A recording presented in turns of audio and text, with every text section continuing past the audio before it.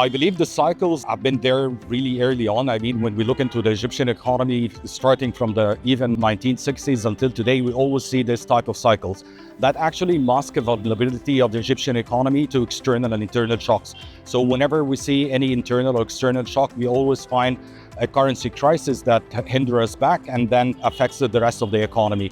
I believe this time the uncertainty is being, instead of having a crisis every 7 years or 8 years, now we're seeing a crisis happening every couple of years and maybe even less. This time, I believe that in order to move forward and in order to break this type of cycle, there needs to be having an economy that is more agile, resilient, but at the same time making sure that we export more than we import, because always the vulnerability is within the external sector.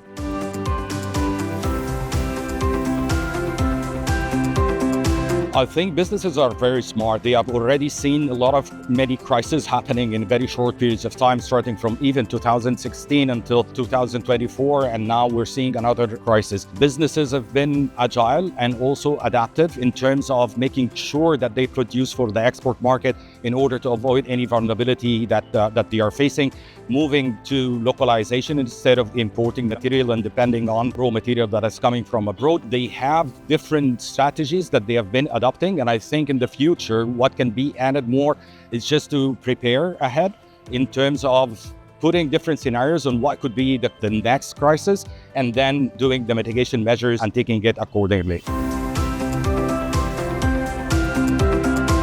The reason we are cautiously optimistic is because we have seen it before. I mean, we went through many crises that took place in recent years that we always come up and, resisted in a way. So I'm cautiously optimistic. I believe that it hinges all upon how the government is going to react in each crisis, hoping that it's not going to fall into the same mistakes before of defending the currency and trying to mitigate that risk through different policy measures that benefit from previous experiences.